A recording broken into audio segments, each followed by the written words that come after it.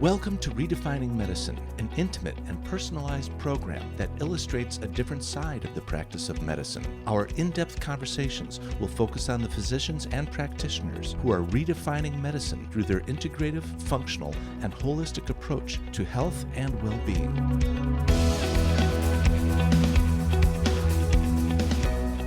Our special guest today is Amylee Amos, founder of the Amos Institute, specializing in the Bredesen Protocol for the treatment of Alzheimer's disease.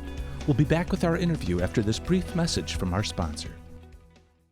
Hey there, listeners. It's your host of the weekly podcast, Redefining Medicine. I have a question for you. How much time do you spend ordering functional lab tests for your patients? Ordering from multiple lab companies for hundreds of patients can quickly turn into hours of admin time. But there's a new way to order lab tests that I'm excited to share with you. Rupa Health is a tool that lets you order 20 plus specialty labs in a single portal.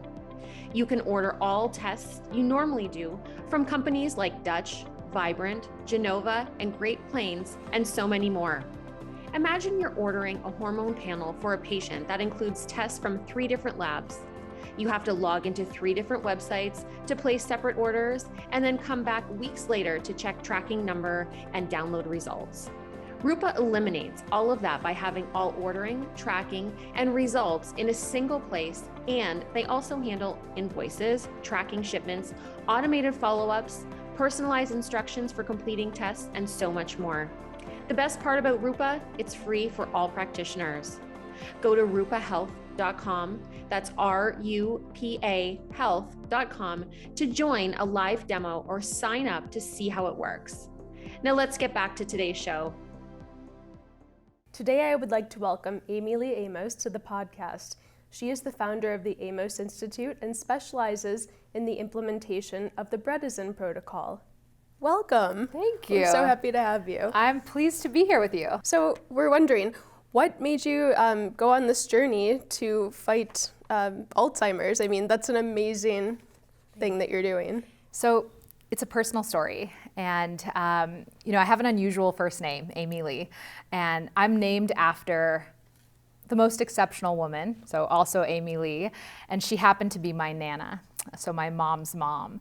And she unfortunately suffered from Alzheimer's for 12 grueling years and eventually died from the disease. And watching that and how it affected my family was devastating. And at the time, I didn't know anything about all of this. To be honest, a lot of this research didn't even exist yet at that time. And I knew that with my skill set, I wanted to learn and then do everything possible to help other families avoid dealing with the same situation that my family dealt with. And at the same time, I wanted to learn it personally because, as I said, she was my mother's mom, and I wanted to help my mom avoiding ever getting Alzheimer's as well. Of course. Yeah. Oh my gosh.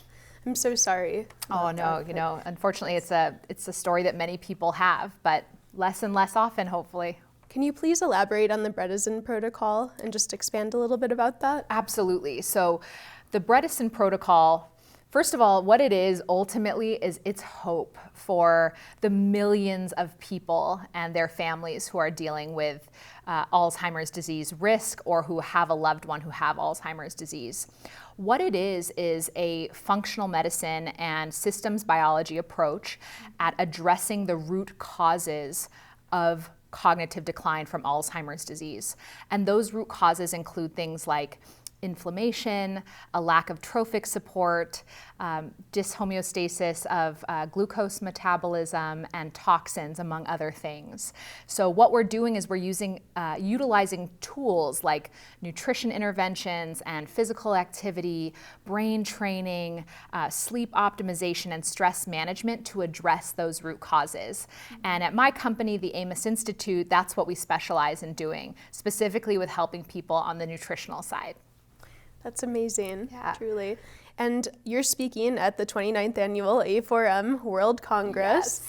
Yes. Would you mind giving us a preview of what you're going to be speaking about? Sure. So, we're covering the gamut of how to utilize nutrition as a tool to optimize brain health.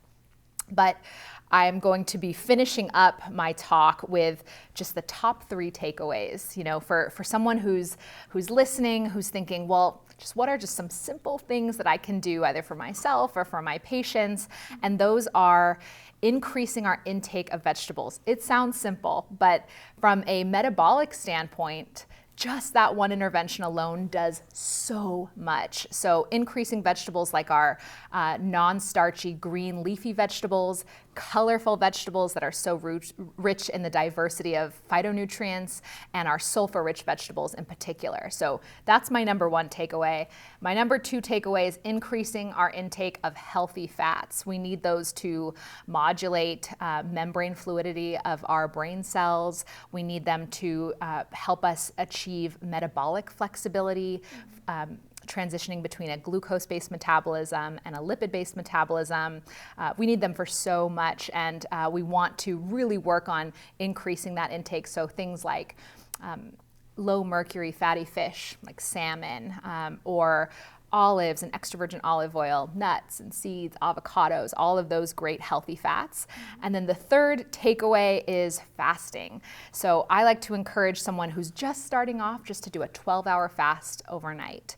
So those 12 hours help with so many different things. Managing our glucose control. For some people, it can help with weight loss and fat mass loss. There's really so many things because it helps us sync our circadian rhythms or clocks. So just getting that fast in. And what those 3 interventions are a nourish first approach. So oftentimes when we're talking about conditions like neurodegenerative disease, we get stuck in talking about all the things that we need to restrict because they contribute to inflammation and oxidative stress and things of that nature. And while those things are important, I like to just start people off with nourishment, all of the things that we need to help combat that and become successful with those interventions before moving on to taking things out of the diet. So what are your thoughts on how to implement mind-body medicine, as we see many different articles now indicating the need to treat body versus mind as a whole? It's such a great question. We are seeing now in science how really everything is related. So we see it in physics and the smallest units of matter. We see it in regards to the environment and the ecological effect on our climate. We see it in biology and in human physiology. Everything is connected. And when we're looking specifically at physiology, that knowledge and the body of scientific literature in that regard has really paved the way for functional medicine and for the ability for us to look at the person as a whole and how important that is. So what my thoughts are, every practitioner, if every single practitioner, regardless of what their specialty might be, so nutrition or for a chiropractor or for a massage therapist or for whoever it is, if we all approached each patient or client of ours with that in mind, we would be able to address the root causes of chronic issues in such a greater way. So I think really the biggest goal for us should be awareness on a broad scale. Well, thank you so much, Amylee. We've loved having you on the podcast today. Thank you. It's been great to be here. I appreciate it.